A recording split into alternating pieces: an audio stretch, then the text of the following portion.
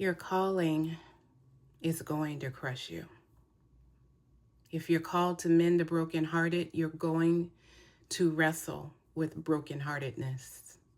If you're called to prophesy, you're going to struggle to control your mouth. If you're called to lay hands, you will battle spiritual viruses. If you are called to preach and to teach the gospel, you will be sifted for the wisdom that anoints your message. If you are called to empower, your self-esteem will be attacked. Your successes will be hard fought. Your calling will come with cups, thorns, and sifting that are necessary for your mantle to be authentic, humble, and powerful. Your crushing won't be easy because your assignment is not easy. The very thing that you think disqualifies you might actually be the exact thing God wants to use. Your testimony is the seed of faith for the next person who needs to hear your testimony to be broke free from their struggle.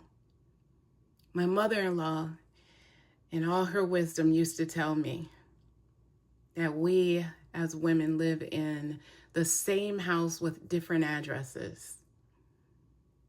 I truly understand what that means now. I'll leave you with this one resounding truth, and that is your oil is not cheap, and it will cost you.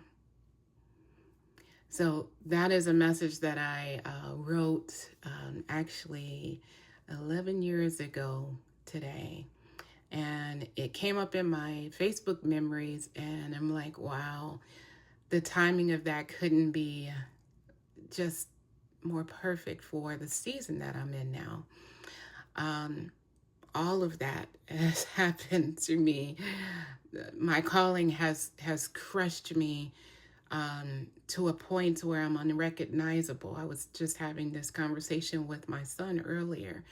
And when you put in so much work on your healing, you must go from what you look like today at the beginning point of your healing to years down the line. People can't even fathom some of the things you used to do and say, and some of the places you used to go, or how you used to dress, all of that. My son-in-law just recently heard some things that I used to do. Before I was called, before I was, answered the call, let me say that. And he called me like, no, I need to hear from you if this is true.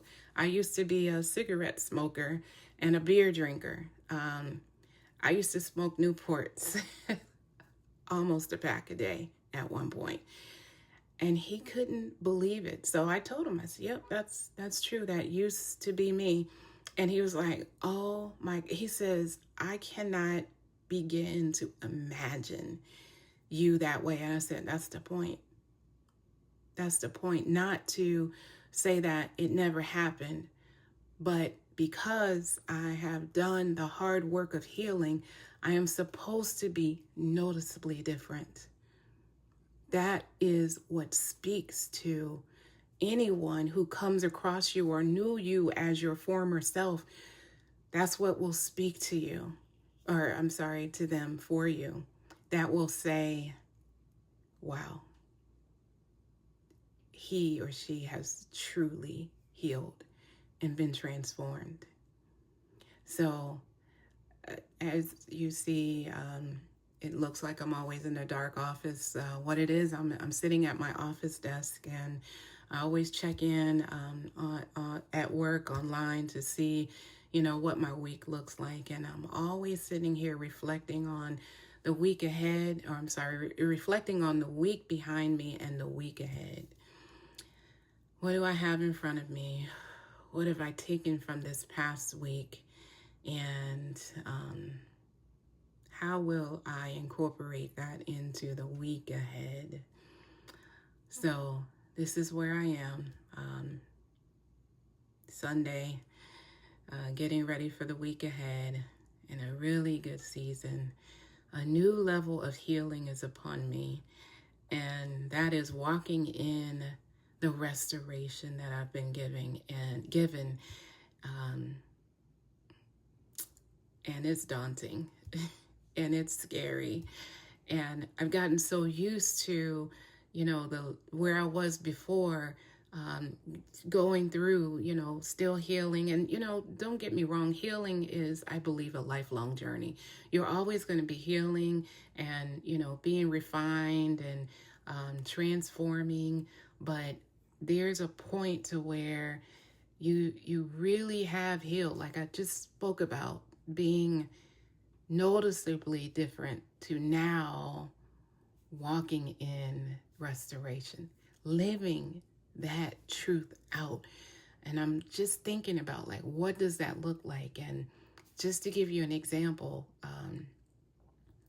I recently realized that I have lived most of my life in survival mode because of significant traumas I just talked about last week that I just overcame. Like, I had a huge victory, a 36-year victory, right?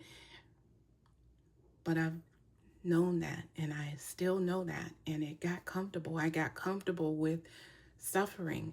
I got comfortable with remaining silent, and that mold no longer fits me. The spirit inside of me is bursting inside to break out and be free. And this is where I am. I'm publishing a book here soon, and I'm going to be in a different light, known in a different light, seen in a different light. And that's daunting because that requires me to live in a different light. And so I want to share that because I don't think that most people talk about what happens when you get to that point of getting to the next level of healing where you're walking in the restoration. So I'm going to walk that out, and I'm going to share as much as I can, as transparent as I can be,